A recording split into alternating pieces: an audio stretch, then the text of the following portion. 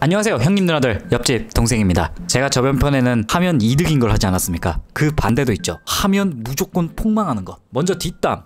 사람이 셋 이상만 모여도 꼭 생기는 것들이에요. 직장, 학교, 친구 사이 등등. 물론 뒷담하는 순간은 너무 좋죠. 짜릿해. 아주 뭔가 그 사람하고 친해지는 것 같기도 하고, 하지만 지금 말하는 그 사람이 다른 당사자와 내 욕을 하고 있을지도 몰라요. 저 식빵컷이 나한테 캐스키를 하던데?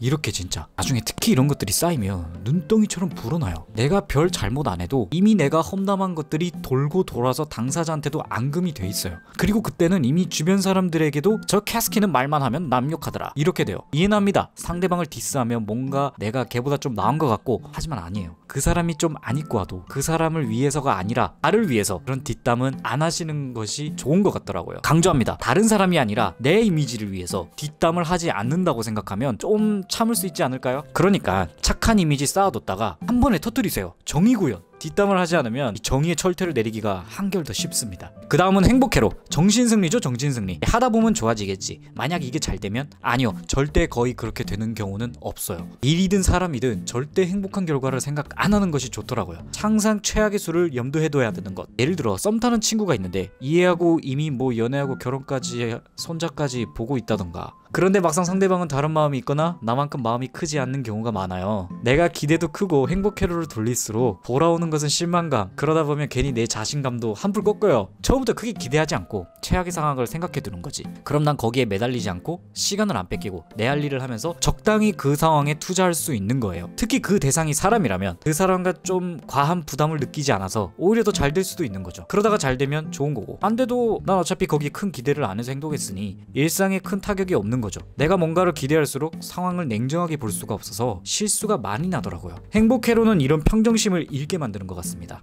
뭔가를 원하고 욕심을 낼수록 이성적이고 조금은 드라이한 마음을 가지고 천천히 해야 되지 않을까 하는 생각이 드네요. 행복회로는 마음속 안으로 잠깐 넣어두는 거예요. 그 다음 사람을 섣불리 판단하는 거예요. 마음속에 나도 모르게 급을 나누는 거예요. 아, 저 사람은 나보다 안 돼. 감히 네가? 이거 엄청 안 좋은 거라 생각합니다. 이해는 합니다. 솔직히 좀 위에 있고 싶고 나도 화려한 조명 엄청 좋아하니까 그런데 나보다 밑에 있다고 판단하는 그 사람은 내 색깔과 안 맞고 지금 분야에서 나보다 경험이 없는 것일 거예요. 다른 부분에서 과연 그 사람보다 뛰어날 수 있을까요? 그건 모르거든. 그냥 일부분에 내가 조금 나은 거야. 그 사람을 내 아래 둘 정도로 급을 나눌 건 아니라는 생각이 들어요. 물론 세상에 어느 정도 그 보이지 않는 계급이 존재하는 건 인정해요. 돈벌이나 직업, 외모 이런 것으로 나뉠 수 있죠. 하지만 딱 그게 다야. 제가 좋아하는 코코샤넬님이 이런 말씀을 했어요. 남은 나를 외모로 판단하되 나는 상대방을 외모로 판단하지 않는다.